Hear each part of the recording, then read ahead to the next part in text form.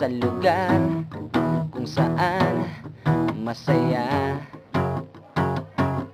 sa lugar kung saan solong-solo kita.